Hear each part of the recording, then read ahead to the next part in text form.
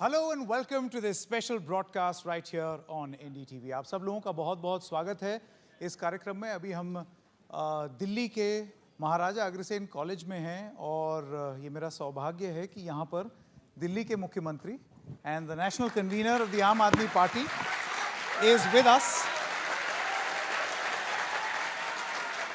for what we are calling Make India Number One, the AK Blueprint. इससे पहले कि programme शुरू करें, मैं अरविंद जी आपको ये बताता चलूं, ये मेरा कॉलेज है। अच्छा, मैं यहाँ से पढ़ा क्या बात है। आपका बहुत बहुत स्वागत। मेरे साथ मेरे सहयोगी शरद शर्मा भी हैं। शरद, मुख्यमंत्री जी का बहुत बहुत स्वागत है और आप सभी का, युवा पीढ़ी यहाँ पर बैठी हुई है, सभी का बहुत बहुत स्वागत है।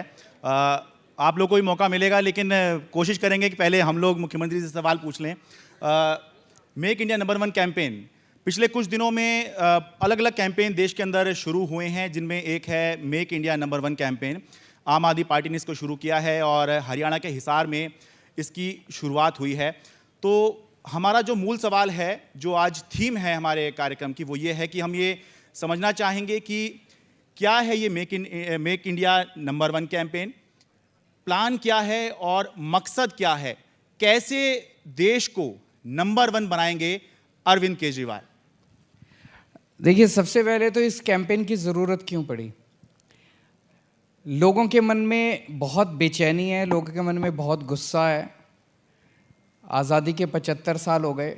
एक तरफ हम 75 साल आज़ादी के मना रहे हैं बड़ी धूमधाम के साथ, लेकिन मन में एक सवाल उठता है, यार 75 साल हो गए आज़ादी के, हम पीछे क्यों रह गए।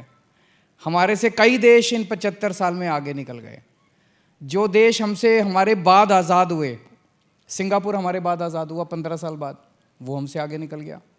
जापान पूरा तहस नहस हो गया था सेकेंड वर्ल्ड वॉर में। जर्मनी पूरा तहस नहस हो गया था सेकेंड, वो हमसे आगे निकल गए। कितने देश हमसे आगे निकल गए। हमारे में कुछ कमी है क्या। मैं ये मानता हूँ कि इंडिया के लोग दुनिया में सबसे इंटेलिजेंट लोग हैं। भगवान ने जब पृथ्वी बनाई, इंसान बनाया, तो सबसे इंटेलिजेंट और सबसे मेहनती लोग उसने इंडिया में पैदा किए। उसके बाद भी हम पीछे क्यों रह गए। हमारे पास बेस्ट इंजीनियर हैं, बेस्ट डॉक्टर हैं, बेस्ट साइंटिस्ट्स हैं, बेस्ट वकील हैं, बेस्ट इंडस्ट्रियलिस्ट्स हैं, बेस्ट व्यापार, फिर हम पीछे क्यों रह गए। अब जनता पीछे नहीं रहना चाहती, अब जनता कह रही है अब आगे बढ़ना है। तो मेक इंडिया नंबर वन लोगों को जोड़ने का कैंपेन है कि इन पार्टियों और इन नेताओं के भरोसे छोड़ दिया तो 75 साल और लग जाएंगे, पीछे रह जाएंगे। अब 130 करोड़ लोगों को जोड़ना है, जनता साथ आए और तब देश आगे बढ़ेगा। Arvind ji, you see, just taking a cue from where you have left, you're saying make India number one, and successive governments over the past 75 years may not have done as much as they should have to make India number one. Now, you speak to any government who was in power for the past 7 decades or 8 years in particular, the last 8 years. Everybody says the same thing, that we did something for the betterment of this country, in other words, to make it number one. Are you trying to suggest that the requisite efforts were not taken by those previous governments, and that is why you feel the need that a new idea must be introduced? आजकल सवेरे जब आप अखबार उठा के पढ़ते हो, रोज़ कोई ना कोई खबर मिलती है। आज 8 MLA यहाँ खरीद लिए, यहाँ सरकार गिरा दी। आज 40 MLA यहाँ खरीद लिए, यहाँ सरकार गिरा दी। आज 30 MLA यहाँ खरीद लिए, यहाँ सरकार गिरा दी। 285 MLA खरीद चुके अभी तक ये। और कोई कहता है, जैसे हमारे जब MLA खरीदने आए तो 20-20 करोड़ रुपए ऑफर कर रहे थे। कोई कहता है 30 करोड़ में, वहाँ महाराष्ट्र में 50 करोड़, वहाँ इतने करोड़, मुझे नहीं पता, पर 7 से 8 हज़ार करोड़ रुपए इन्होंने MLA खरीदने में खर्च कर दिए और कितनी सरकारें गिरा दी। ऐसे देश आगे बढ़ेगा, ऐसे देश नंबर वन बनेगा। ऐसे तो एक मिनट, ऐसे तो देश आगे नहीं बढ़ेगा ना। MLA खरीद के सरकारें गिरा, ये पैसा कहाँ से आ रहा है। ये मेरा और आपका ही तो पैसा है। रोज़ लूट रहे हैं, सरकारों में पैसे लूट रहे हैं। लोग अखबार में पढ़ते हैं, आज फलाने अरबपति के 15,000 करोड़ रुपए का कर्जा माफ़ कर दिया। एक स्टूडेंट बेचारा अपनी पढ़ाई करने के लिए लोन लेता है, माँ बाप के पास पैसा नहीं है, तो वो बैंक से लोन लेता है, वो अगर लोन वापस ना करे तो उसकी कुर्की कर लेते हैं। एक कोई बेचारा मिडिल क्लास का आदमी एक कार खरीदने के लिए लोन लेता है, एक किश्त अगर नहीं भरे तो उसकी कुर्की कर लेते हैं, गाड़ी खरीद लेने आ जाते हैं उसकी। ये 15-15 हजार करोड़, किसी के 10,000 करोड़ माफ कर दिए। ऐसे देश आगे बढ़ेगा। अगर माफ ही करने हैं तो इनके स्टूडेंट्स के लोन माफ कर दो ना, इनकी एजुकेशन फ्री कर दो आप, देश तब आगे बढ़ेगा। तो लोग कह रहे हैं 70 सालों में इन्होंने अपने घर भरने के सिवा, परिवार के लिए काम करने के सिवा, अपने दोस्तों के घर भरने के सिवा कोई काम नहीं किया। अब जनता को इकट्ठा होना पड़ेगा। 130 करोड़ लोगों का अलायंस बनाएंगे, युवाओं का अलायंस बनाएंगे, तब देश आगे बढ़ेगा। अरविंद जी, आपका जो कैंपेन लग रहा है आइडिया के लेवल पे, वो ये है मेरा भारत महान से मेरा भारत सबसे महान। तो ये होगा कैसे? महान से सबसे महान। ये रोड मैप, मैं रोड मैप जानना चाह रहा हूँ, ये लोग रोड मैप जानना चाहेंगे। मैं ये नहीं कह रहा कि सब कुछ मेरे को पता है। इन सब लोगों से पूछेंगे, सारे लोग साथ आएंगे, सबके आइडियाज आएंगे। लेकिन 2-4 चीजें हैं जिसके बिना देश आगे नहीं बढ़ सकता, और सबसे महत्वपूर्ण है शिक्षा। अगर हमने अपने बच्चों को अच्छी शिक्षा नहीं दी तो भाषणबाजी होगी, देश आगे नहीं बढ़ेगा। आज सवेरे सवेरे मैं एक प्रोग्राम अटेंड करके आ रहा हूं। दिल्ली सरकार के सरकारी स्कूलों के बच्चे, गरीबों के बच्चे, 1141 बच्चों ने IIT JEE का पेपर और नीट का पेपर क्लियर करा है। ये बड़ी बात है। सरकारी स्कूलों के नतीजे, और मेरे को बड़ा एक इमोशनल मोमेंट था मेरे लिए। मैं IIT खड़गपुर से पढ़ा हुआ हूँ। इस देश ने मेरे को बहुत कुछ दिया है, मैं देश का बहुत शुक्रगुजार हूँ। मेरा एक सपना था कि जैसी अच्छी शिक्षा इस देश ने मेरे को दी, एक दिन मैं वैसी ही अच्छी शिक्षा इस देश के गरीब से गरीब बच्चे को मुहैया कराऊं। आज मेरी रैंक जब आई थी IIT के पेपरों में 1985 में, मेरी रैंक आई थी 563। आज वो गरीबों के बच्चों, एक बच्चा था सिक्योरिटी गार्ड है, उसके पापा जी, उस बच्चे की रैंक 569 आई है मेरे बराबर। तो मुझे अच्छा लगा कि जैसी शिक्षा मेरे को मिली इस देश ने दी, वैसी शानदार शिक्षा हम अपने गरीब से गरीब बच्चों को दे रहे हैं। 1 मिनट। अब आप सोच के देखो, उसके पिताजी सिक्योरिटी गार्ड हैं, उनकी तनख्वाह 12,000 रुपये महीना है। जब ये बच्चा IIT से निकलेगा, इसकी स्टार्टिंग सैलरी 2 लाख रुपए महीना होगी। एक परिवार की गरीबी दूर हो गई। अगर हमने सारे बच्चों को पढ़ा दिया, इस देश के बच्चों को अच्छी शिक्षा दे दी, 5 से 10 साल के अंदर देश से गरीबी दूर हो जाएगी, सारे अमीर हो जाएंगे इस देश के अंदर। और उसके बिना नहीं हो सकता। दिल्ली के सरकारी स्कूलों को हमने इतना शानदार कर दिया, दिल्ली के गरीब से गरीब आज इतने बच्चे आए हुए थे वहां पे। किसी के पापा जी मजदूर हैं, किसी के पापा रिक्शा चलाने वाले हैं, किसी के कोई डॉक्टर बन रहा है, अब कोई इंजीनियर बन रहा है, अब कोई कुछ बन रहा है।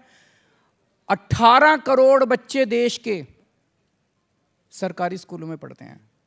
दिल्ली छोड़ दो तो बाकी जगहों के सरकारी स्कूलों का हाल कबाड़ खाने से ज़्यादा अच्छा नहीं है। जब तक इन सरकारी स्कूलों को ठीक नहीं करेंगे, शानदार नहीं बनाएंगे, तब तक देश आगे नहीं बढ़ सकता। अभी मैंने पढ़ा था, प्रधानमंत्री जी का एक स्टेटमेंट था कि 14,500 सरकारी स्कूलों को ठीक किया जाएगा। PM श्री योजना। यस, बहुत अच्छी बात है, मैंने बधाई दी प्रधानमंत्री जी को। लेकिन 14,500 स्कूलों को ठीक क्यों किया जाएगा? देश में 10.5 लाख स्कूल हैं। 10.5 लाख स्कूलों को तो ठीक करते करते मैं कैलकुलेशन 100 साल लग जाएंगे। सारे के सारे 10.5 लाख स्कूलों को 5 साल में ठीक कर सकते हैं। मेरे पास पूरी प्लानिंग है। मैंने कैलकुलेट किया है, सारे के सारे 10 लाख स्कूलों को ठीक करने के लिए 10 लाख करोड़ रुपए चाहिए। इन्होंने पिछले 5 साल में अपने दोस्तों के 10 लाख करोड़ रुपए के कर्जे माफ कर दिए। वो कर्जे माफ नहीं करते तो देश के सारे सरकारी स्कूल शानदार बनाए जा सकते। Is Mr. Kejriwal that your model as far as Make India #1 is एक concerned? शिक्षा है, शिक्षा सबसे जरूरी है। आप ये देखो, कुछ लोग मेरे को कहते हैं कि केजरीवाल शिक्षा फ्री क्यों देता है। देश के 39 कंट्रीज, जितने अमीर देश हैं देश दुनिया के, सारे अपने बच्चों को फ्री शिक्षा देते हैं। अमेरिका देता है, लंदन देता है, जापान देता है, सारे अपने बच्चों को फ्री। क्यों? वो इसलिए फ्री शिक्षा नहीं देते कि वो अमीर हैं, वो फ्री शिक्षा देते हैं इसलिए अमीर हैं वो देश। अगर हमें अमीर बनना है तो पहली चीज तो शिक्षा होनी चाहिए, सारे बच्चों के लिए शानदार शिक्षा, फ्री शिक्षा, बेस्ट क्वालिटी है। सेकंड, हेल्थ फैसिलिटीज, हमारे देश के हर इंसान को बेस्ट हेल्थ फैसिलिटी और फ्री हेल्थ फैसिलिटी मिलनी चाहिए। ये हो सकता है, दिल्ली में करके दिखाया। दिल्ली के 2 करोड़ लोगों के लिए हमने सारा इलाज मुफ्त कर दिया, सरकारी अस्पताल अच्छे कर दिए। सरकारी अस्पताल में जाओ और आपका सारा इलाज मुफ्त है। पूरे देश में भी हो सकता है, कर सकते हैं, इसका भी मैंने पूरा प्लान बनाया हुआ है। तो हेल्थ, एजुकेशन, रोजगार, अगर हमारे बच्चे बेरोजगार रहेंगे आगे नहीं बढ़ सकते, देश आगे नहीं बढ़ सकता। चौथी चीज है इंफ्रास्ट्रक्चर। हमारे देश को अच्छी सड़कें चाहिए, हमारे देश को अच्छी बिजली चाहिए। बिजली के ऊपर आप लोगों को जान के ताज्जुब होगा, हमारे देश में कितने पावर कट लगते हैं। देश में टोटल 4 लाख मेगावाट बिजली प्रोड्यूस करने की क्षमता है, 4 लाख मेगावाट, और देश की पीक डिमांड 2 लाख मेगावाट है। तो हमारे पास तो बहुत ज्यादा बिजली है, फिर बिजली क्यों नहीं आती? पूरे देश में 24 घंटे बिजली आनी चाहिए, हम तो एक्सपोर्ट कर सकते हैं बिजली, लेकिन बिजली आती नहीं है, बिजली जाती है। दिल्ली में भी पहले ऐसे ही होता था, दिल्ली में बिजली की कमी नहीं थी। जब मैं मुख्यमंत्री बना, कहीं तार टूटी पड़ी है, कहीं ट्रांसफार्मर जला पड़ा है, कहीं कुछ, मैंने और सतिंदर जैन ने खड़े हो के हमने तार चेंज कराए, ट्रांसफार्मर। आज दिल्ली में 24 घंटे बिजली आती है। तो इंफ्रास्ट्रक्चर और किसानों को उनकी फसलों के पूरे दाम मिलने लग गए। एक शॉट के अंदर आप गरीबी देश से दूर कर सकते हो। अरविंद जी, आपने दिल्ली मॉडल पेश किया, गवर्नेंस करके दिखाई दिल्ली में 15 से और अभी तक चल रही है। आपने ये दिखाया कि कैसे शिक्षा में काम हो सकता है, स्वास्थ्य के क्षेत्र में काम हो सकता है, लेकिन ये जो आपका दिल्ली मॉडल है ये दिल्ली आधारित है। ठीक है, आप इसका प्रचार कर सकते हैं और दिखा सकते हैं कि ये एक मॉडल हो सकता है, लेकिन ये कैसे बाकी राज्यों पर भी अप्लाई होगा? क्योंकि दिल्ली के पास पुलिस नहीं है, बाकी राज्यों के पास पुलिस है, दिल्ली के पास सरहद नहीं है, बहुत से राज्यों पर सरहद है। सरकारी स्कूल ठीक करने के लिए पुलिस नहीं चाहिए। नहीं, पैसा तो लगेगा, पैसा तो लगेगा, नियत चाहिए, बेईमानी नहीं करनी। नहीं, बेईमानी करेंगे तो सारा पैसा चोरी कर लेंगे। सरकारी स्कूल ठीक करने के लिए नियत चाहिए, यहाँ पे जज्बा चाहिए और वो चाहिए कि करके दिखाना है। अब पंजाब के अंदर अभी जुम्मा 6 महीने भी नहीं हुए सरकार बने, और 100 से ज़्यादा मोहल्ला क्लिनिक बना दिए, अस्पतालों के में सुधार चालू हो गया, स्कूलों के अंदर सुधार चालू हो गया, बिजली फ्री हो गई पंजाब के अंदर। तो पंजाब सरकार की नीयत अच्छी है, इसीलिए हो रहा है। But Kejriwal ji, one allegation is that आप काम जितना करते हैं उससे ज़्यादा, फिक्र जितना करते हैं उससे ज़्यादा उसका जिक्र कर देते हैं। जैसे पंजाब में काम हुआ तो ऐड बड़ा बड़ा अखबार में आ गया। करेंगे, काम कर रहे हैं, प्रचार क्यों नहीं करेंगे? ये लोग तो बिना काम किए प्रचार करते हैं। मेरा कोई भी ऐड देख लेना, काम के बारे में प्रचार होगा। मैं स्कूल बनाऊंगा तो पूरे देश में बताऊंगा भाई स्कूल अच्छे कर दिए, दिल्ली में अच्छे हो गए, तो तुम लोग भी मांगो अपने अपने स्टेट में अपनी सरकार से। मैंने बिजली मुफ्त कर दी, पूरे देश में प्रचार करते हैं भाई महाराष्ट्र वाले भी मांगो, गुजरात वाले भी मांगो, सारे मांगो, मैंने कर दी तुम भी मांगो। तो अच्छा काम का प्रचार तो होना चाहिए। लेकिन आप ये कह रहे हैं कि दिल्ली मॉडल बिल्कुल एज इट इज पूरे देश में अप्लाई हो सकता है। मैंने 3-4 बातें कही, ये 3-4 बातें तो हर जगह हो सकती हैं। इसके अलावा और भी बहुत सारी चीजें करने की जरूरत है, जो जनता से पूछेंगे, जनता की राय आएगी, जनता से चर्चा होगी। और बहुत सारे अच्छे लोग हैं देश में जो काम कर रहे हैं अपने अपने स्तर पे। जैसे अभी बाड़मेर में जब से मैंने कैंपेन शुरू किया, बहुत लोग मेरे से कांटेक्ट कर रहे हैं। बाड़मेर एक डॉक्टर भरत हैं, MBBS डॉक्टर हैं, बहुत गरीब परिवार से आते हैं। तो गरीबी के कारण उनको MBBS पूरी करने में बड़ी दिक्कत हुई, तो उन्होंने ये ठान लिया कि मैं गरीब बच्चों को अब MBBS कराया करूंगा। तो 3rd ईयर से ही उन्होंने कुछ लोगों से डोनेशन लेके हर साल 50-50 गरीब बच्चों को, ऐसे गरीब बच्चे जिनके पेरेंट्स की डेथ हो गई है, जिनके घर में खाने को नहीं है, किसी ने 11वीं पढ़ाई छोड़ दी, ऐसे बच्चों को इकट्ठा करके 50-50 बच्चों को MBBS हर साल वो एडमिशन करा रहे हैं। आपको जान के था 16 बच्चों को तो ऑल इंडिया मेडिकल में एडमिशन करा चुके हैं वो। ये लोग जो हैं देश के, ये हमारे देश की उम्मीद हैं। ऐसे सारे लोगों को इकट्ठा करेंगे हम, और ऐसे सारे लोगों को मिलकर देश को आगे बढ़ाएंगे। One question I wanted to ask you, Mr. Kejriwal. See, you clearly have a vision. I can see that. You're passionate about it. And in Delhi and now you claim in Punjab, you seem to have started delivering also. do you feel that no one else or no political stakeholder in this country shares this passion to make India number one? See, the reason why I ask this question, you look at Mr. Nitish Kumar, he wants a larger rainbow alliance, right? You look at Mamata Banerjee, she wants a rainbow alliance, a collective opposition with a collective mission. Does Mr. Kejriwal find himself in an ekla chalo mode, that you don't want to ally with anyone इस and देश push forward के- with your own इस ideas? देश के नेताओं को इकट्ठा करने से देश नंबर 1 नहीं बनेगा। 130 करोड़ लोगों को अलायंस करने से देश नंबर 1 बनेगा। मैं किसी के भी खिलाफ नहीं हूँ, लेकिन ये जोड़ तोड़ की राजनीति, ये अलायंस, ये सब मेरे को समझ नहीं आते। ये राजनीति उनके जिम्मे, स्कूल बनवाने हो तो मेरे को बुला लो, अस्पताल बनवाने हो तो मेरे को बुला लो, सड़कें बनवानी हो, बिजली ठीक करानी हो, किसी की बिजली खराब हो गई मेरे को बुला लो, मैं ठीक कर दूंगा, IIT का इंजीनियर हूँ। लेकिन आप कहो ये अलायंस होगा, फिर ये सीट एडजस्टमेंट, ये सब मेरे को समझ नहीं आता जी, उनके भरोसे। अरविंद जी, राजनीति का मतलब ये होता है कि आप सत्ता को अपने हाथ में लीजिए, अधिकार अपने हाथ में लीजिए और जिम्मेदारी उठाइए काम करने की। इसीलिए शायद आप राजनीति में आए कि पहले आपने आंदोलन किया लेकिन कुछ बदलता हुआ नजर नहीं आया, तो इसलिए आपने पार्टी बनाई कि सत्ता में आएंगे और जैसा हम चाहते हैं वैसा करके दिखाएंगे। तो अब जब आप ये कह रहे हैं कि हमें मेक इंडिया नंबर 1 बनाना है और आप किसी कोalition की बात नहीं कर रहे हैं, 130 करोड़ लोगों की बात कर रहे हैं, तो क्या हम ये समझें कि आम आदमी पार्टी जो है वो अकेले ही कोशिश कर रही है कि पूरे देश पर छा जाए? 130 करोड़ लोग जिस दिन खड़े हो गए, एक बार अन्ना आंदोलन में खड़े हुए थे, उस वक्त की सरकार हिल गई थी। 130 करोड़ लोग इकट्ठे हो गए तो सारी सरकारों को काम करना पड़ जाएगा, हर राज्य सरकार को काम करना पड़ जाएगा।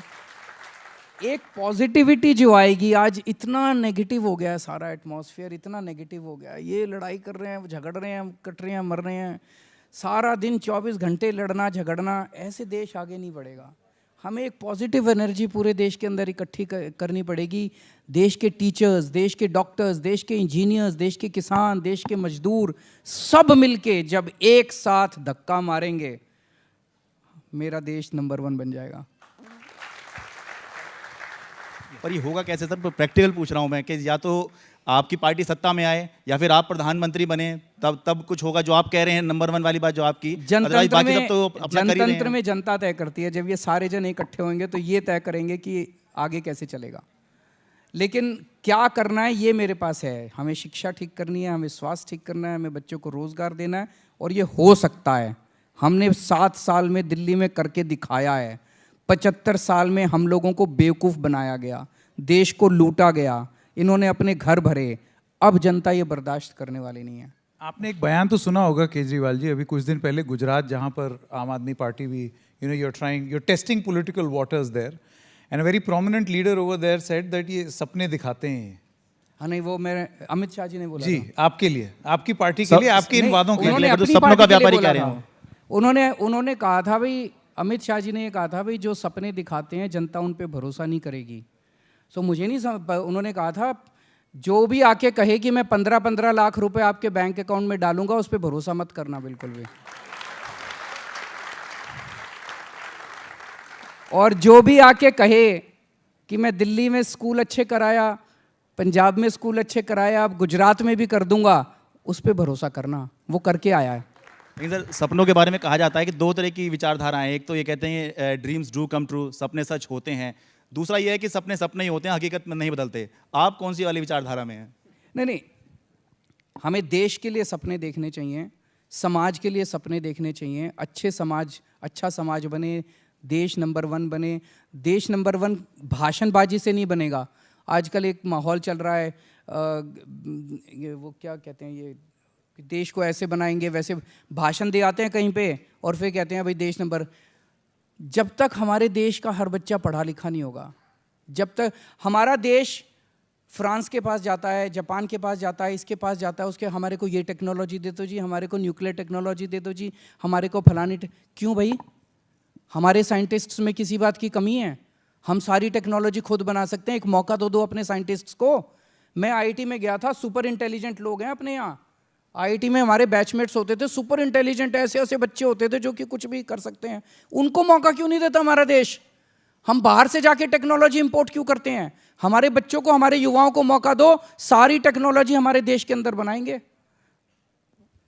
Arvind ji,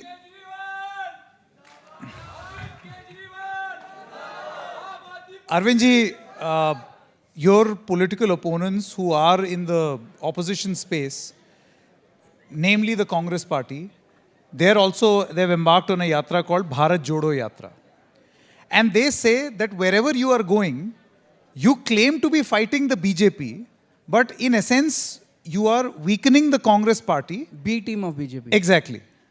So, thank you for completing my thoughts. So, you are essentially a B team of the BJP. And in Gujarat also, you will basically weaken the Congress and thus help the BJP. आप एक चीज बताओ frankly, मतलब कांग्रेस को weaken करने के लिए मेरी जरूरत है?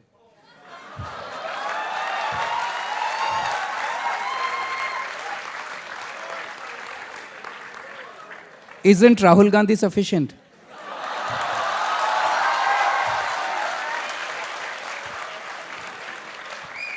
What do you make of their Bharat Jodo Yatra? Because again, the intention is the same to. करें, अच्छा है, करना चाहिए सबको, कुछ ना कुछ अच्छा काम करना चाहिए। वो लोग कर रहे हैं, best of luck to them. Arvind ji, you know, the point over here is that you started off with these ideas in 2011. I remember covering India against corruption. Then 2014 you won elections, 2015 you won, 2020 you won Punjab. You started by presenting a very idealistic scenario, which you are doing even now, right? But then we also saw Arvind Kejriwal visiting the Hanuman temple. So do you feel that as you are going along or trudging along this path of politics, you fear becoming like the rest and doing exactly what others do to fetch votes, to capture people's fancy? others don't go to Hanuman temple. सबको जाना चाहिए, सबको हनुमान जी के मंदिर जाना चाहिए, हनुमान जी का आशीर्वाद लेना चाहिए। मैं तो बच्चों को भी बोलता हूँ, जब मैं छोटा था रोज मैं कई बार हनुमान चालीसा पढ़ता था, कई बार हनुमान जी की आरती करता था। जब भी कभी मुसीबत में हो, जब भी कभी डिप्रेशन हो, जब भी कभी तकलीफ हो, एक बार हनुमान चालीसा पढ़ लो। हनुमान चालीसा पढ़ने में क्या तकलीफ है? लोग कहते हैं कि आप हनुमान चालीसा, हनुमान जी के मंदिर जाते हो तो अपने रास्ते से भटक गए। नहीं, रास्ते पे वापस आ गए। हनुमान जी की आरती करना, हनुमान चालीसा पढ़ना, भक्ति करना अच्छी बात है। जिसका जो भी मन लगे, किसी का शिव जी में रखता है, किसी का भगवान राम में लगता है, जिसका जिस पे भी आस्था हो, सबको करना चाहिए। अरविंद जी, पिछले कुछ दिनों में जो घटनाक्रम चला है उससे ऐसा विपक्ष ने आरोप लगाया है कि जैसा बाकी पार्टियों के नेता दिखे थे वैसे ही आम आदमी पार्टी के नेता भी थे। हम बात करें जो सीबीआई की रेड हुई है, ईडी की रेड चल रही हैं, आज भी रेड हुई है, तो ये आरोप लगा रही हैं जो आपके विरोधी पार्टियां हैं कि आप अपने आप को कट्टर ईमानदार आपने बताया, लेकिन देखिए सीबीआई की रेड हो रही है, ईडी की रेड हो रही है, ईमानदार नहीं है ये पार्टी, भ्रष्ट है ये पार्टी, ये विरोधी आपके आरोप लगा रहे हैं। सीबीआई को क्या मिला मनीष जी के यहाँ से?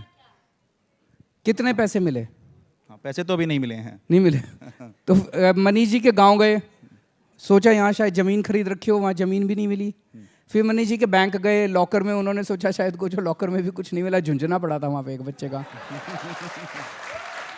तो भ्रष्टाचार किस चीज़ का करा? ये लोग इतने दिनों से कह रहे हैं शराब घोटाला, शराब घोटाला। आप तो दोनों बड़े सीनियर जर्नलिस्ट हो, मेरे को जरा सा समझा दो ये घोटाला हुआ क्या, घोटाला है क्या? किसी को नहीं पता ये घोटाला है क्या। बीजेपी के 4 नेताओं को अलग अलग कमरे में बिठा दो, चारों से पूछो घोटाला क्या है, ये कुछ बोलेगा, वो कुछ बोलेगा, और बाकी 2 कहेंगे हमें पता ही नहीं।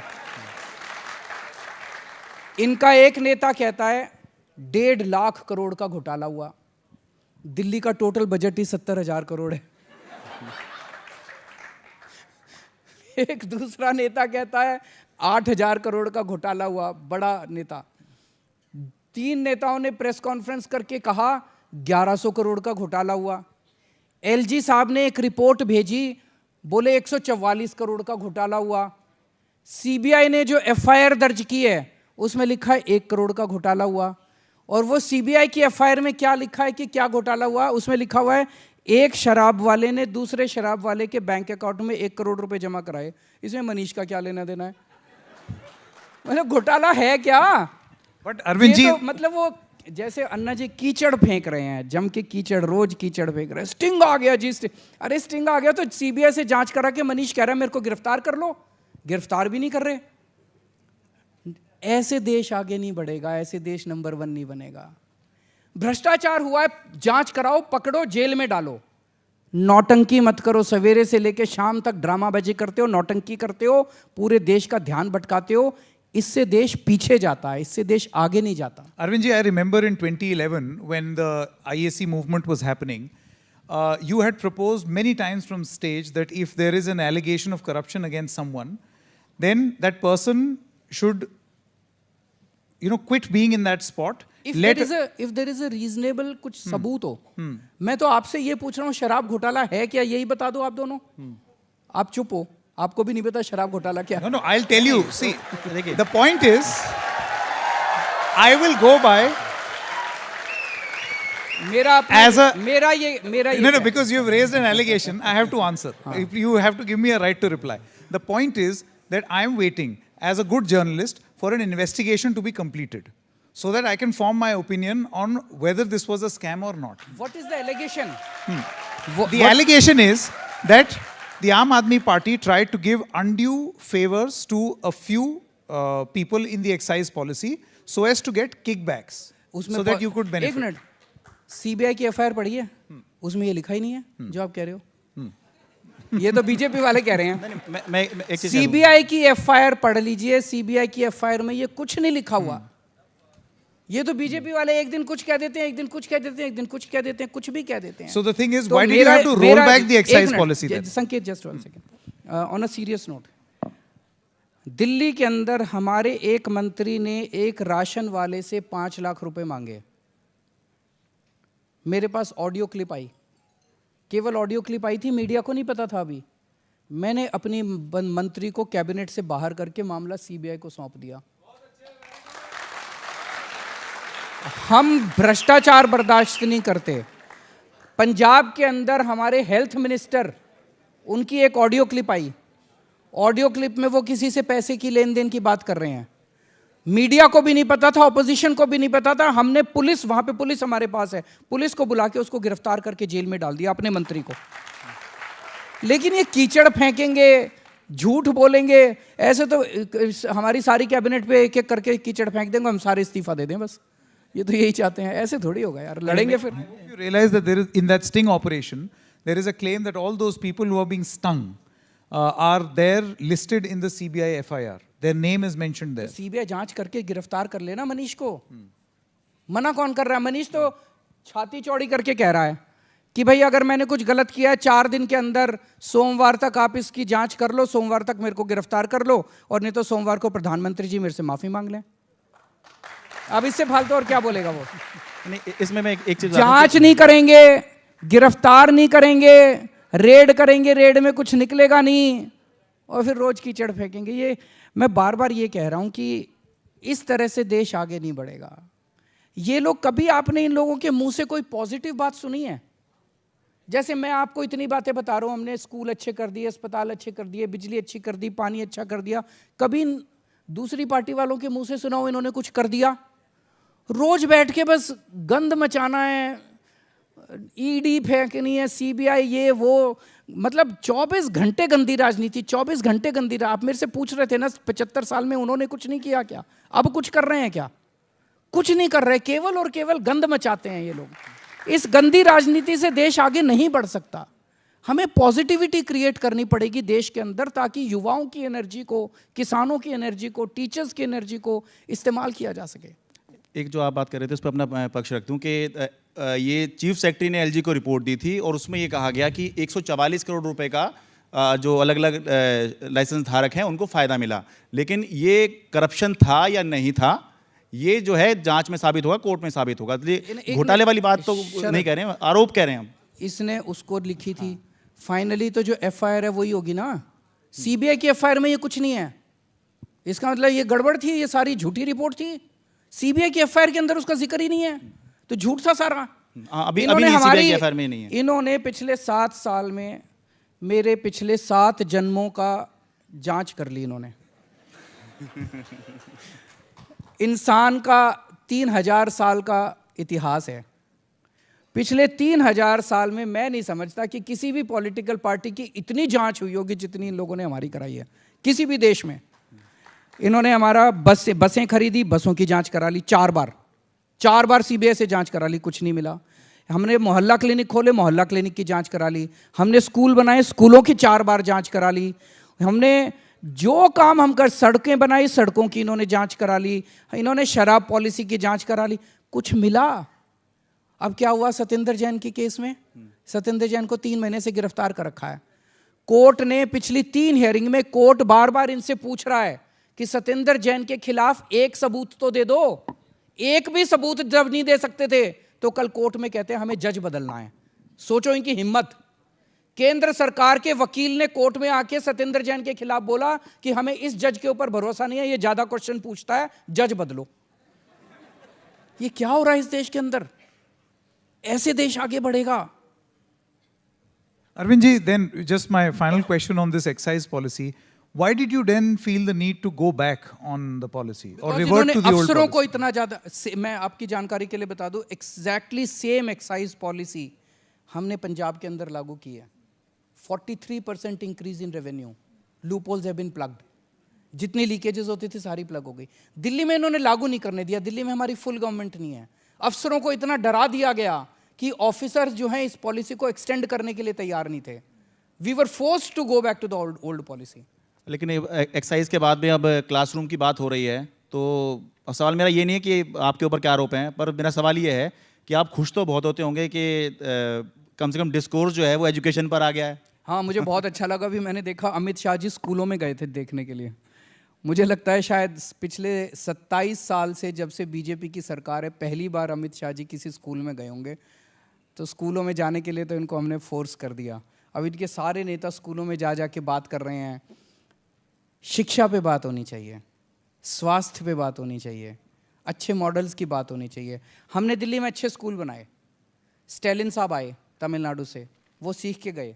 अब वो भी वहाँ पे तमिलनाडु में दिल्ली की तर्ज पे स्कूल बना रहे हैं। बहुत अच्छी बात है। ऐसे एक दूसरे से सीखेंगे तभी तो देश आगे बढ़ेगा। उन्होंने अभी एक योजना लागू की है स्टैलिन साहब ने तमिलनाडु में, वो बहुत अच्छी योजना है। हम दिल्ली में सोच रहे हैं उसको लागू करने की। आंध्र प्रदेश में कोई अच्छा काम होता है, हमें सीखना चाहिए।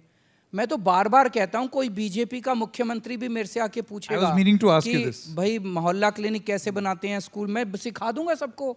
हम एक दूसरे से सीखेंगे, एक दूसरे से सीखेंगे तभी तो देश आगे बढ़ेगा। Anything you would like to learn from a BJP chief minister? Yes, certainly. कोई भी अगर कोई अच्छा काम कर रहे होंगे बताएं, हम सीखेंगे उनसे, जरूर सीखेंगे। एक मैं before we throw this open to the audience, one question I wanted to ask you. You see, you were on an auto rickshaw in Punjab, in Gujarat. Now I see some BJP leaders also in an auto rickshaw in Gujarat. Today there was a book release function which likened the Prime Minister with Ambedkar. We see Ambedkar's picture in your programs also very prominently. Who's copying whom or who's appropriating what, according to you? मैं उसमें नहीं जाना चाहूँगा। कोई भी किसी को भी कॉपी कर रहा हो, अच्छी चीज़ों की तो कॉपी होनी चाहिए।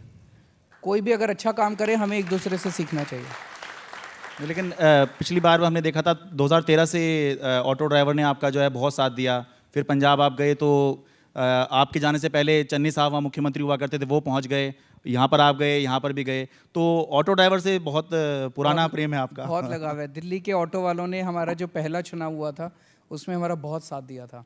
हमारे पास बिल्कुल पैसे नहीं थे उस time.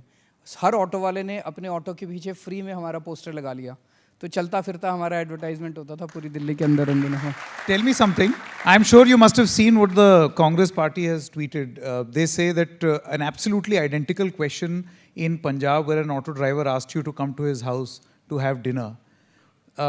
On the exact same format, an auto driver in Gujarat also asked you to come to his house. So it almost appeared as if this is choreographed. So I want to ask you straight away, was this choreographed or was this genuinely done? मतलब इसमें कोई हर्ज नहीं, कांग्रेस हमसे सीख के वो भी कर ले, वो क्यों नहीं करते? It's a best practice. Let them also follow it. Okay, let's throw this open for the audience now. We've got lots of youngsters over here. I'm sure they're raring to go, ask a lot of questions. Yeah, sure. Please get up, identify yourself and ask your question. नमस्ते sir, मेरा नाम सोनू है और आपसे एक question है कि आप जैसे फ्री की बात करते हैं, फ्री शिक्षा दे रहे हैं, स्वास्थ्य सेवा दे रहे हैं, पानी बिजली दे रहे हैं, तो ये काम आप कैसे कर रहे हैं और क्या इससे हमारे देश की फाइनेंशियल हेल्थ पर कोई दिक्कत नहीं हो सकती है? क्या हमें आत्मनिर्भर भारत पर ध्यान देने की ज़रूरत नहीं है? ये बहुत अच्छा क्वेश्चन पूछा है इन्होंने। दो किस्म की राजनीति है। अभी तक जो राजनीति चलती थी उसमें पैसा, बैठो बच्चे, उसमें पैसा लूटते थे ये लोग, स्विस बैंकों में ले जाते थे, सारा पैसा लूट के भ्रष्टाचार कर करके इनका स्विस बैंकों में जाता था, इनके एसेट्स खरीदते थे, परिवार के लिए इस्तेमाल करते थे, दोस्तों के लिए इस्तेमाल। हमने ये भ्रष्टाचार ख़त्म कर दिया, भ्रष्टाचार बंद कर दिया, पैसा बचने लगा। जो पैसा बचने लगा उस पैसे से मैंने स्कूल बनवा दिए, स्कूल में बच्चों को फ्री में शिक्षा दे रहा हूँ, अच्छी शिक्षा दे रहा हूँ। मैं आपसे पूछना चाहता हूँ, क्या देश के बच्चों को अच्छी और फ्री शिक्षा देना गुनाह है? क्या गुनाह है अच्छी शिक्षा देना? जोर से बताओ। पैसे बचे, हमने भ्रष्टाचार खत्म किया, अब स्विस बैंकों में एक पैसा नहीं जाता, सारा पैसा ईमानदारी के साथ जनता पे खर्च होता है। हमने अच्छे मोहल्ला क्लिनिक बना दिए, अस्पताल बना दिए, सबका इलाज मुफ्त कर दिया, दवाइयाँ मुफ्त कर दी, टेस्ट मुफ्त कर दिए। बताओ, जनता का फ्री इलाज करना गुनाह है क्या? नहीं। हमारे पास पैसे बचे और पैसे बचे, उससे हमने एक मिनिमम स्टैंडर्ड कर दिया, भाई 200 यूनिट बिजली मुफ्त कर दी, कहीं 300 यूनिट बिजली मुफ्त कर दी, 24 घंटे बिजली कर दी। ऐसा नहीं कि बिजली नहीं आती, 24 घंटे बिजली आती है, मुफ्त बिजली आती है। हमने जनता, महिलाओं के लिए बसों के अंदर सफ़र मुफ्त कर दिया। कितनी महिलाएं हैं, कितनी बच्चियां हैं जो कॉलेज नहीं जा पाती थी, अब कॉलेज जा पाती हैं। कितनी महिलाएं हैं जिनको इसका, एक अम्मा है वो सब्जी बेचने जाती है, उसका आने जाने का खर्चा इतना हो जाता था, दिन की दिहाड़ी नहीं, पूरी सारी बस के खर्चे में निकल जाती थी। अब वो दूर तक सब्जी बेच आती है फ्री में, उसका बताओ उसमें क्या गलत है? सो मैं ये कहने की कोशिश कर रहा हूँ कि इन दो मॉडल में से कौन सा मॉडल ज़्यादा अच्छा है, कि एक तो सारा पैसा चोरी करके स्विस बैंकों में ले जाओ, और दूसरा सारा पैसा बचा के जनता के ऊपर तरह तरह से उनके भले के लिए खर्च करो।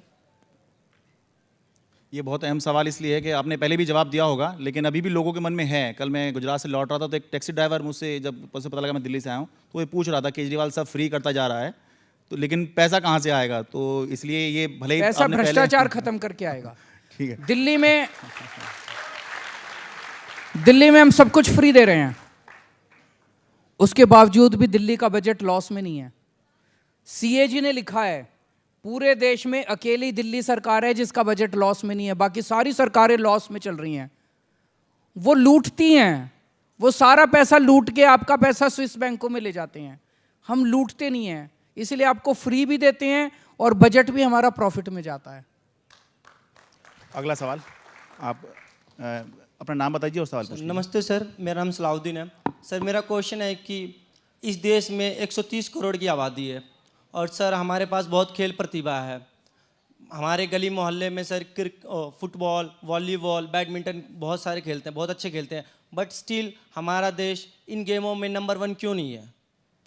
ये बड़ा इंटरेस्टिंग क्वेश्चन है। 130 करोड़ लोगों का देश, और जब बैठो 130 करोड़ लोगों का देश, और जब ओलंपिक्स होते हैं तो गिन चुन के 2-4 मेडल हम लोग लेके आते हैं। ऐसा नहीं कि हमारे यहाँ टैलेंट नहीं है, टैलेंट बहुत है, लेकिन उस सारे टैलेंट के ऊपर नेताओं के बच्चे बैठे हैं, नेता बैठे हैं, किसी इस बोर्ड के ऊपर नेता का बेटा बैठा है, इस बोर्ड के ऊपर कोई और है ना। उनको खेलना नहीं आता, वो केवल और केवल लूटने के लिए, उस स्पोर्ट्स को लूटने के लिए बैठे हैं। हमने अभी एक स्पोर्ट्स यूनिवर्सिटी बनाई है, उसकी स्पोर्ट्स यूनिवर्सिटी की जो ओलंपिक मेडलिस्ट थी हमारी कन्नम मल्लेश्वरी जी, उनको हमने उसका वाइस चेयरमैन बनाया है। इस देश के अंदर प्रतिभा है। मैं, आप जैसे ट्रैफिक लाइट पे आप रुकते हो, आपने देखा होगा कि एक बच्चा आता है, आपकी खिड़की पे नॉक करता है, आप खिड़की खोलते हो और वो बच्चा वहाँ कलाबाजियाँ खानी चालू करता है, देखा है ना। फिर उसके ऊपर पास एक सर्कल होता है, सर्कल में से क्या फ्लेक्सिबल बॉडी होती है उसकी, उसको जिम्नास्ट में खड़ा कर दो, वो चाइना को हरा के आ जाएगा। थोड़ी सी उसको ट्रेनिंग देने की ज़रूरत है। क्या फ्लेक्सिबल बॉडी है उन बच्चों की, टैलेंट की कमी थोड़ी है अपने देश के अंदर। ये राजनीति जो हो रही है स्पोर्ट्स के अंदर उसको ख़त्म करना है। दूसरा एक मॉडल अभी आया, जैसे हमने देखा हॉकी का, उड़ीसा ने हॉकी को अडॉप्ट किया, और मैं सोच रहा था ये मॉडल हम इसको नेशनली क्यों नहीं कर सकते। हर स्टेट को 2-2 स्पोर्ट्स दे दो, दिल्ली को 2 स्पोर्ट्स दे दो, हरियाणा को 2 स्पोर्ट्स दे दो, पंजाब को 2 स्पोर्ट्स दे दो। हमारे पास कम से कम 55 स्पोर्ट्स में टैलेंट ही टैलेंट क्रिएट हो जाएगा। वो स्टेट जो है उन 2 स्पोर्ट्स के अंदर पूरे देश से जितना भी टैलेंट है वो वहाँ जाएगा, वहाँ उसकी वो हमारे आपस में भी कंपटीशन हो जाएगा। और मेरा दिल कहता है कि अगली बार ओलंपिक के अंदर कम से कम 100 मेडल हम ना लाएं तो बता देना। I think let's get some ladies to ask. Yes, sure. Good evening, sir. My name is Hiranshi, and I first like to congratulate you on this great initiative, Make India #1. Thank And you. I think that for it to be successful, it has to be holistic and open to subjective interpretations. And I am in Women College, and one of the most concerning issue has to be women's security. And according to the latest NCRB report, Delhi has toppled when it comes to the list of one of the most unsafe cities for women. And it has happened for the 3rd consecutive year. Also for senior citizens as well. So what are your thoughts on that? I completely agree. In fact, I would like to flag 2 issues as far as women are concerned. 2 issues हैं, एक है women security और एक है women participation in Indian economy. दोनों चीज़ों की ज़रूरत है। Yes, sir. Even here, I don't see women being represented. Like all the people standing there, I don't see women. But in the audience में काफ़ी हैं। But then you have to blame NDTV for that because audience was not brought by. बैठो। Women security is definitely a very serious issue. So we have to get I more wish- women to ask questions. Yes. I wish Delhi police was directly accountable to us. अगर Delhi police directly हमारे accountable होती तो दिल्ली के अंदर हम महिलाओं की सुरक्षा के लिए कई सारे और स्टेप्स उठा सकते थे। हमारे हाथ में जितने स्टेप्स थे हमने किए। दिल्ली के अंदर जैसे स्ट्रीट लाइट्स हमारे अंडर में आता है, तो हमने स्ट्रीट लाइट्स बहुत बड़े स्केल के ऊपर स्ट्रीट लाइट्स का इंतज़ाम किया है दिल्ली के अंदर। CCTV कैमरे हमारे अंडर में आते हैं। You will be surprise to know that today पूरी दुनिया में सबसे dense network of CCTV cameras are in Delhi. तो हमारे हाथ में जितना है, अब पंजाब में पुलिस हमारे पास है। I am sure give us a few years and Punjab will become the safest place as far as women's security is concerned. Number 1. Number 2, अगर हमें भारत को दुनिया का नंबर 1 देश बनाना है, हमें अपनी महिलाओं को बराबर का अधिकार देना पड़ेगा। महिलाओं में भी उतना ही इंटेलिजेंस है जितना मर्दों में है। महिलाओं को अगर हम मौका नहीं देते तो 50% देश की आबादी को आप इस पूरे प्रोसेस से बाहर रखेंगे और उससे देश आगे नहीं बढ़ सकता। हमें इकोनॉमी के अंदर, हमें हर क्षेत्र के अंदर महिलाओं को बराबर की अपॉर्चुनिटीज़ और बराबर का अधिकार देना पड़ेगा, तभी देश नंबर 1 बनेगा।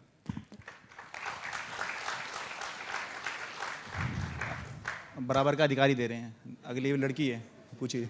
Sir, I am Muskan. My question is, like recently you said that Gujarat is fully corrupted. So if Aam Aadmi Party wins, how you will deal with the corruption? जैसे दिल्ली में किया, पंजाब में किया। Is it going to work? Yes, it worked in Delhi. मैं आपको 2-3 उदाहरण देता हूँ। दिल्ली में हमने क्या किया, पंजाब में क्या किया। 2 लेवल पे होती है करप्शन। एक ऊपर के लेवल पे होती है, मंत्री खाते हैं, ब्यूरोक्रेट्स खाते हैं, अफसर खाते हैं पैसा, सारा पैसा चोरी हो जाता है, स्विस बैंकों में ले जाते हैं। एक मंत्री को मैंने दिल्ली में CBI को सौंपा था और एक मंत्री को हमने पंजाब में जेल में भेज दिया, सारे ठीक हो गए। अब किसी की हिम्मत नहीं है, सबको पता है यार ये बड़े पागल लोग हैं, अगर अपने मंत्री को ये जेल भेज सकते हैं तो फिर ये किसी को भी नहीं छोड़ेंगे। तो एग्जाम्पल वॉज क्रिएटेड, नंबर 1। अब ऊपर के लेवल का करप्शन लगभग ख़त्म हो गया दोनों जगह, दिल्ली में भी और पंजाब में भी। एक आम आदमी के लेवल पे जो करप्शन है, दिल्ली में हमने door step delivery of services शुरू किया है। पता है आप लोगों को 1076 नंबर। अगर आपको दिल्ली सरकार से कोई भी काम कराना है, राशन कार्ड लेना है, बिजली का कनेक्शन लेना है, पानी का कनेक्शन लेना है, कोई भी काम कराना है, आप 1076 पे फ़ोन करो। जैसे आप पिज़्ज़ा ऑर्डर करते हो, ऐसे आप बोलो कि मेरे को नया बिजली का कनेक्शन चाहिए। वहाँ से आवाज़ आती है कि आप कितने बजे घर मिलेंगे, हम आपके घर कितने बजे आके आपका काम करके जाएं। अब आपको किसी सरकारी दफ्तर में जाने की ज़रूरत नहीं है, किसी दलाल के चक्कर काटने की ज़रूरत नहीं है। आपके दिल्ली सरकार का एक आदमी आपके घर आके आपका काम करके जाता है, तो करप्शन खत्म हो गई। ना नीचे के लेवल पे करप्शन है, ना ऊपर के लेवल पे करप्शन है। ऐसे ही गुजरात में भी करेंगे।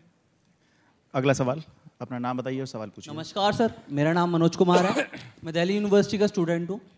सर मेरा क्वेश्चन स्टार्टअप से रिलेटेड है।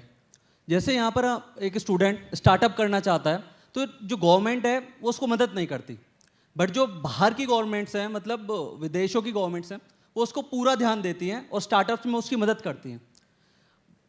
मेरा क्वेश्चन ये है कि मेक इन इंडिया के तहत क्या स्टार्टअप्स को मदद मिलेगी? मेक इन इंडिया उनका है, मेक इंडिया नंबर 1 है ये। मेक इंडिया नंबर 1 के तहत दोनों अच्छे हैं जी, वो भी अच्छा है, ये भी अच्छा है। तो सर मेक इंडिया नंबर 1 के तहत जितने भी स्टार्टअप्स करना चाहते हैं बच्चे, उनको मदद मिलेगी या नहीं? बिल्कुल मिलेगी। मैं इसमें 2 पार्ट्स हैं। मैं ये बड़ा अच्छा इन्होंने पूछा। हमारे बैठो हमारे एजुकेशन सिस्टम के साथ कोई सीरियस प्रॉब्लम है। ये एजुकेशन सिस्टम अंग्रेज बना के गए थे। मैकॉले ने बनाया था 1830s में 40s में।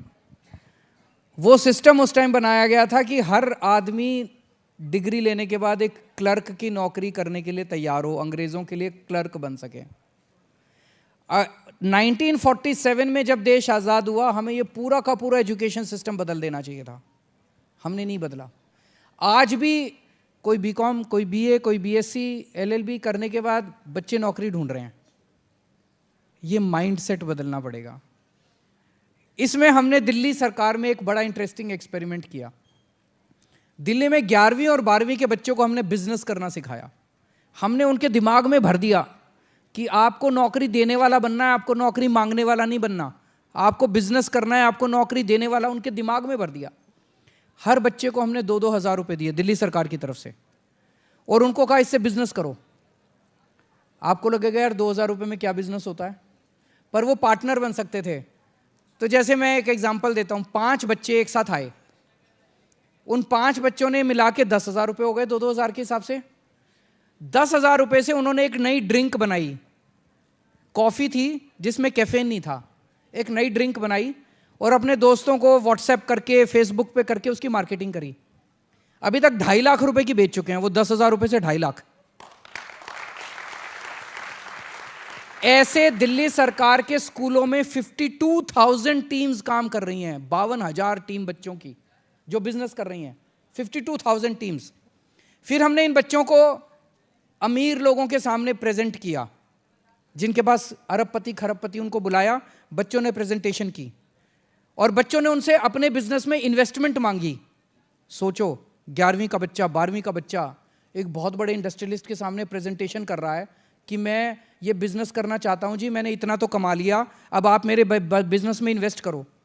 तो ये जो कैफीन वाली ड्रिंक वाली बात कर रहा हूँ, इनको 19 लाख रुपए की इन्वेस्टमेंट मिल गई एक इंडस्ट्रियलिस्ट से।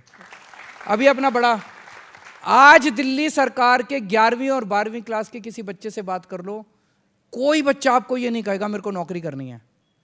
एक बच्चा मेरे को मिला, बोला जी 10वीं क्लास में जब तक था ना, बड़ी टेंशन रहती थी, मैं पढ़ाई में बहुत ख़राब था, नंबर कमाते थे, मुश्किल से पास होता था, मुझे लगता था नौकरी नहीं मिलेगी। पर जब से मैं आप इस क्लास में आया हूँ 11वीं 12वीं में और ये बिजनेस करना चालू किया है, कहता मेरे को बिल्कुल टेंशन खत्म हो गया, नंबर जो मर्जी आए, धंधा तो कर ही लूँगा मैं। 1.5 लाख बच्चे हर साल 12वीं करके निकलते हैं। ये 1.5 लाख बच्चे कल तक नौकरी ढूंढने वाले थे। अब इन 1.5 लाख में से 1 लाख बच्चों ने भी अपना बिजनेस शुरू कर लिया। तो आप सोचो, ये 2-2 3-3, एक आदमी 2-2 3-3 बच्चों को तो नौकरी देगा। ऐसी एक और टीम थी जिससे मैं रूबरू था। उस टीम की में एक लड़की प्रेजेंटेशन कर रही थी। उससे हमने पूछा आपका फ्यूचर प्लान क्या है? कहते सर अब बस बढ़ने वाला है, अब हम 10 IIT के इंजीनियर्स को एम्प्लॉय करने जा रहे हैं। 11वीं 12वीं के बच्चे IIT के 10 इंजीनियर्स को नौकरी देने जा रहे हैं। सपना कितना बड़ा हो गया इन बच्चों का। हमें ये बदलाव लाना पड़ेगा अपने पूरे एजुकेशन सिस्टम के अंदर कि हमें बच्चों को नौकरी, बिजनेस करना सिखाना पड़ेगा, नौकरी देने वाला बनाना पड़ेगा। पर एक और चीज़ है, ये स्टार्टअप के ऊपर हमने पॉलिसी भी बनाई है, बच्चों की मदद भी कर रहे हैं। उनको दिल्ली सरकार की एक पॉलिसी है, उनको सब्सिडीज़ भी काफ़ी देते हैं, उनको कई तरह की सुविधाएं दी जाती हैं। तो जो भी मदद हमारी लगेगी हम सारी मदद करेंगे। हम चाहते हैं कि ज़्यादा से ज़्यादा बच्चे जो हैं वो बिजनेस की तरफ जाएं, ना कि नौकरी मांगने वाले बने। क्योंकि आपने बड़ा गंभीर आरोप लगा दिया कि ऑडियंस में sorry. महिलाएं नहीं है. Let's have a show of hands. Let's see how many. I think there you go. Hello, sir. Yes, one by one. Yes, you first, and then the lady right here. Yeah. Hello, sir. I am Priyanshi, a student of Delhi University. So my question is that opposition parties are regularly putting allegations on Aam Aadmi Party, like the recent case of Manish Sisodia, sir, like we also discussed here. So what are the strategies of Aam Aadmi Party to counter them and to tackle them? Like, what is your plan to make public believe that your party is innocent and that allegations are false? जनता देख रही है बच्चे, जनता देख रही है। मैं तो हमेशा यही कहता हूँ यार, मनीष सिसोदिया रोज़ सवेरे 6 बजे उठ के, रोज़ सवेरे पिछले 7 साल से 3 या 4 स्कूलों की विज़िट करके आता है। उसने दिल्ली के सरकारी स्कूलों को कायाकल्प कर दिया। कौन भ्रष्टाचारी आदमी ऐसा होगा जो स्कूलों की सोचेगा? कौन भ्रष्टाचारी करप्ट आदमी ऐसा होगा जो कि बच्चों के भविष्य की सोचेगा? कौन करप्ट आदमी ऐसा होगा जो सुबह 6 बजे उठ के और स्कूलों के चक्कर? भ्रष्ट आदमी तो रात को दारू पिएगा, थोड़ा ऐश वैश करेगा, सवेरे लेट उठेगा। ये सुबह रोज़ सवेरे 6 बजे उठ के ये स्कूलों के चक्कर काटता है। तो हमें इनको कुछ कहने की जरूरत नहीं है। हम इनके साथ तू मैं नहीं घुसना चाहते। जनता देख रही है, हम अपना अच्छा काम कर रहे हैं, शिक्षा में, स्वास्थ्य में, बिजली में, पानी में, हम वो अच्छा काम करते रहें, बस यही हमारा मकसद है। अगला सवाल। Let's take. I think we should take 2 last questions because we are running out of time. The lady right here. चलिए आप। Yeah. नमस्कार सर। नमस्कार सर, मैं Anusha, MA political science Delhi university की छात्रा हूँ। सर, मेरा सवाल आपसे ये है कि सर 75 साल बाद भी देश में बेरोजगारी अपनी चरम सीमा पर है। तो सर, हम सभी स्टूडेंट्स इसको व्यक्तिगत तौर पे अनुभव कर चुके हैं और करते ही रहते हैं। सर मेरा ये है कि हम सभी कॉम्पिटिटिव एग्ज़ाम देते हैं, गवर्नमेंट एग्ज़ाम्स देते हैं, या तो पेपर लीक हो जाता है या तो फिर उसके रिज़ल्ट टाइम से नहीं आते, और रिज़ल्ट टाइम से आते तो मेरिट के अनुसार हमें जॉब्स नहीं मिलती है। और सर बात की जाए प्राइवेट की तो वहाँ तो मिलती ही नहीं है। तो सर इतना पढ़ने के बाद, इतनी डिग्री कलेक्ट करने के बाद सर हम प्यून जैसी छोटी नौकरियों के धक्के खा रहे हैं सर। तो इसमें मैं आपसे जानना चाहती हूँ ये सब कब बदलेगा और इस स्थिति में कैसे बनेगा भारत नंबर 1? बिल्कुल सही कहा। मैंने तो बोला था कि जब तक हमारे बच्चों के पास रोज़गार नहीं होगा, युवाओं के पास रोज़गार नहीं होगा, हमारे युवाओं की एनर्जी का हम इस्तेमाल नहीं कर पाएंगे। दिल्ली में हमने 2-3 स्टेप्स उठाए हैं। एक चीज़ आपने बिल्कुल सही कहा, जितने भी कॉम्पिटिटिव एग्ज़ाम्स हैं उसमें इतना करप्शन हो गया, पेपर लीक। दिल्ली में पेपर लीक नहीं होते, उनकी सरकारों में पेपर लीक होते हैं। दिल्ली में पिछले 7 साल में पेपर लीक हमारे से पहले होते थे, अब नहीं होते। इसको करप्शन को ख़त्म करना चाहिए जितने कॉम्पिटिटिव एग्ज़ाम्स हैं। दिल्ली सरकार में रोज़गार पैदा करने के लिए एक तो हमने 2 लाख नई सरकारी नौकरियां दी हैं पिछले 7 साल में। इतने मोहल्ला क्लिनिक बने, इतने स्कूल बने, इतना नई नई चीज़ें बनी, तो 2 लाख नई सरकारी नौकरियां दी हैं। 10 लाख के करीब प्राइवेट नौकरियों का इंतज़ाम किया। ये कैसे किया? बड़ा इंटरेस्टिंग ये है कि हमारी अर्थव्यवस्था के अंदर नौकरी ढूंढने वाले भी बहुत लोग हैं और जो नौकरी देने वाले हैं वो भी हैं। नौकरी देने वाले को ये नहीं पता कि मैं कहाँ ढूंढ के लाऊं जिस तरह का मेरे को आदमी चाहिए। मान लो एक छोटा सा कोई किसी की दुकान है, हलवाई की दुकान है, उसको कोई आदमी चाहिए, उसे नहीं पता मैं कहाँ से लेके आऊँ। किसी की फैक्ट्री है, उसको नहीं पता मैं कहाँ से लेके आऊँ। हमने एक जॉब पोर्टल बनाया, उस जॉब पोर्टल में हमने कर दिया भाई जो नौकरी देने वाले हैं वो यहाँ पे लिख दें कि क्या किसके, और जो नौकरी लेने वाले हैं वो भी यहाँ पे रजिस्टर करें। 10 लाख बच्चों को अभी तक नौकरी मिल चुकी है उस जॉब पोर्टल के ज़रिए, 10 लाख बच्चों को। लेकिन ये दोनों छोटी चीज़ें हैं, बड़ी चीज़ वही है जो मैंने अभी बताया। हमने जो 11वीं और 12वीं क्लास के बच्चों को बिज़नेस करना सिखाया, इसको अब हम कॉलेजेस में लेके जा रहे हैं।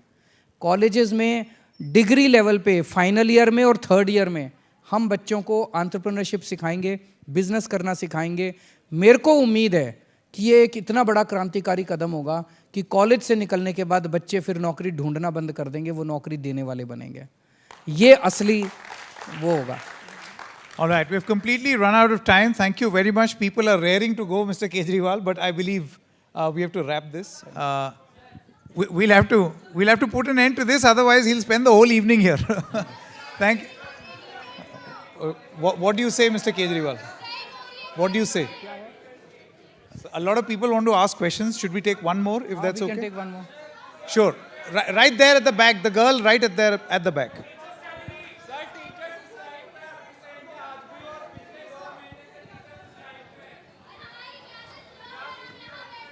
कहाँ पे मैं इसको चेक कराता हूँ मेरी Okay.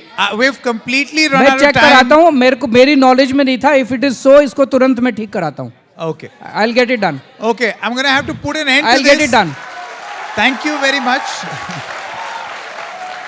I think an important issue has been raised, but Mr. Kejriwal, thank you so much for your time and all the best for your political mission and also making India number one. Thank you very much. Thank you so much thank you